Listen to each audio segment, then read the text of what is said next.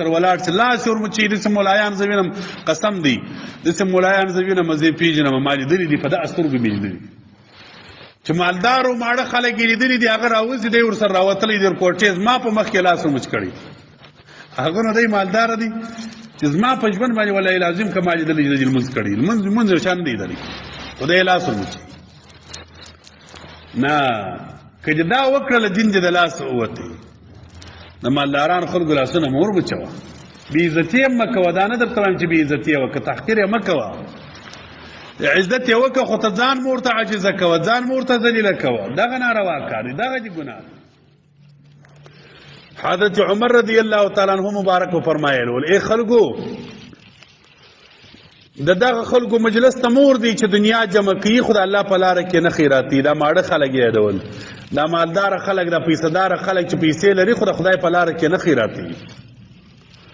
ما ته کله کله څوک وایي هغه پلانکی خان پلانکی خان نه دی یا پلانکی خان کور زو تم خان یې مه بوله ګناهګاره کیس خان هغه سړی دی چې دنیا لري خو د خدای تعالی په لاره کې خیرات نفقه کوي که د ده په عمر باندې مسکین د ده پر کور موړ سوی نه دی د ده د کوره څخه یو غریب و مسکین ته یو خیر و خیرات راوتلی نه دی او دی خان دی دا د دې په نامه له ګناهګار خان دا نه دی خان هغه سړی دی چې غریب مسکین فقیر باندې آباد دی هغه سړی خان هغه سړی دی چې سترخان یې درلودي خلک پر کښېنستله او ولاړېدله خلک یې پر سترخان باندې په کوټه کې ناستې ولاړې وې د کوټې دروازه یې 24 ساعته خلاصه وي هر سړی چې ځي و راځي و چای و ډوډۍ و پیدا کېدلی سي مسافر و مسکین پر وسا کېدلی سي دغه خان دی حضرت عمر ته مبارک وی د دې خلکو مجلس ته مور دی چې دنیا جمع کوي نفقه کوي نه خیراتي نه مکشلی دی په مجلس کې ولي وای خدای در څه ناراضه کیږي دلته د الله عذاب و غضب وریږي حضرت فضیل ابن عیاض رضی الله تعالی عنہ مبارک وای هغه مولا چې د مړو خلکو پر مجلسو پر دروازو کې ناست وي ولاړ وي چې د دې خوا ورځي د دین سره ورسي خو د اخوا چې راوځي ډېر داسې ملایان کم پیدا کېږي چې بیا به دین ورسره وي اکثر ملایانو سره بیا دین د اخوا نه وي پاته چې راوځي د دې خوا ښه د دین سره ورسي د اخوا چې راوځي بیا دین مینې د لاسه وتلی حضرت عبدالله ابن مبارک رضی الله تعالی عنہ مبارک فرمایل ول مړو مالدارانو خلکو په مجلس کې چې ځان عزتمن کوي دا د عاجزي ده سمانا د مالدارو د غني سړي په مجلس کې عاجزي مه کوه هلته عاجزي نه ده څه عاجزي د فقیر د مسکینه سره وکړه د طالبه سره یې وکړه د دین د خادمه سره یې وکړه د مړو خلکو په مجلس کې بیا داسې په غرور او په تکبر باندې کښېنه عاجزي مور سره کوه دغه دې اوس عاجزي ده چې د مړو خلکو سره په تکبر باندې په لویي باندې ګرځې دغه ستا عاجزي ده ځکه د هغو سره که ته عاجزي وکړې هغه بیا ستا سپکاوی کوي مولوي صاحب چې د ماړه سړي چوټې ورسموي مولوي صاحب چې د ماړه سړي سره پورته اوکښته کېږي هغه ولاړ شي دی ورسره ولاړ شي لاس یې ورمچوي داسې ملایان زه وینم قسم دی داسې ملایان زه وینم زه یې پېژنم ما لیدلي دي په دغه سترګو مې لیدلي چې مالدارو ماړه خلک یې لیدلي دي هغه راوځي دی ورسره راوتلی دی کوټې زما په مخ کې لاس ورمچ کړی هغه نو دی مالداره دي چې زما په ژوند باندې والله لازم که ما لیدلی دی لمونځ کړی لمونځ شان دی لیدلی خدای لاس ورمچوي نه که دې دا وکړله دین دې د لاس ووتی د مالدارانو خلکو لاسونه مه ورمچوه بېعزتي یې مه کوه دا نه درته وایم چې بېعزتي یې وکړه تحقیر یې مه کوه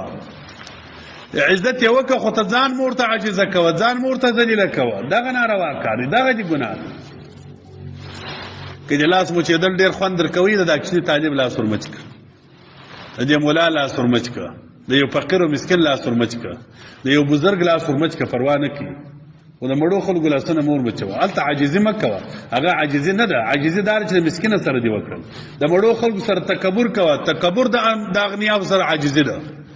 لویي ورسره کوه دغه عاجزي ده الله دې د زړه صبر راکړي ښه زړونه خراب سوي حذيفة ابن يمان صاحب اتقوا الوقوف على ابواب السلاطين والاغنياء فانها مواضع الفتن د مړو مالدارانو د باچاهانو پر دروازو باندې مه درېږه دا د فتنې ځای دی دا چې وینې ملا د وزیر پر دروازه ولاړ وي د باچا پر دروازه ولاړ وي د خان پر دروازه ولاړ وي دغه په فتنه کې لوېدلی دی دین پاک نه سره ایستلی پر دې د الله غضب وریږي، پر دې د خدای قهر وریږي دا مولا باندې. او که د مولا د مسکین او د غریب په کور کې پیدا کړي، پر دغه مولا باندې الله رحم دی. مولا څه خوند کوي چې د غریبانو او د فقیرانو په کور موړ او مالدار به څنګه خوند کوي، د غني او د مالدار او د ماړه سره به دا خوند کوي چې د ملایانو په کور پیدا شي. دا به څه خوند کوي. نعم الاغنیاء على باب العلماء وبئس العلماء على باب الاغنیاء. موړ ډیر ښه خوند کوي چې د مولا په دروازه کې ولاړې خلک یې وویني، پلانکی سردار، پلانکی عاجز صاحب، پلانکی خان صاحب په حجره کې مې پیدا کړي، د مولوي صاحب په کور کې مې پیدا کړي. دا ډېر خوند کوي. موړو مالدار سړی دی، د فقیرانو کره ورځي، د ملایانو کره دی ورځي، طالبانو ته دی ورځي، د طالبانو په مجلسو کې دی کښېني. ستا د خدای په دربار کې قدر دغه دی. که ته قدر غواړې د دغه طالب او د دغه مولا سره په دغه مدرسه او په دغه حجره په رسپېرو خاورو کې د دغه فقیر او مسکینه سره د دغه غریبه سره کښېنه. او مولا چې بیا د مړو خلکو پر دروازه باندې ولاړ وي، دا ډېر بد انسان دی. مولوی صاحب چې ویني د مړو پر دروازه باندې، دا بیا بد انسان دی. مولوی صاحب باید چې د مسکینانو پر دروازه پیدا شي. بیا درته وایم تحقیر به د مړو د مالدارانو نه کوي، سپکاوی، لیکن تواضع عاجزي به د مسکین سره کوي. د ماړه سړي سره به عاجزي نه کوي. د ماړه سړي سره به نور په تکبر او په غرور کې ګرځېږي. چې دی سره کم ګرځي، ته به د راغله په تکبر او په غرور کې ورته ګرځې. دغه دې عاجزي ده. دا نه د عاجزي چې تل ټیک ټټ ورسره کېږي. دا خو د علم رنګ بدی دی، دا خو د اسلام رنګ بدی دی، دا خو د دین رنګ بدی دی. ته چې دا ټټ ټټ کېږي ولې ورسره کېږي؟ دنیا ځینې غواړې. که چې د دنیا نیت کړی و، د پیسو نیت دې کړی و، نو علما لیکي وایي مچ چې پر مرداري باندې ناست دی، مچ پر مرداري باندې ناست دی، وایي هغه مچ تر دغه عالم ښه دی چې د اغنیا او د مړو پر دروازه باندې ولاړ. نعم الذباب على العذره من العالم على باب الاغنیاء. مچ چې پر مرداري ناست دی، هغه د مرداري مچ ښه دی در دغه مولا چې د مړو خلکو دروازې ته ولاړ د دنیا دپاره، د پیسو دپاره. یا دا مقصد دا دی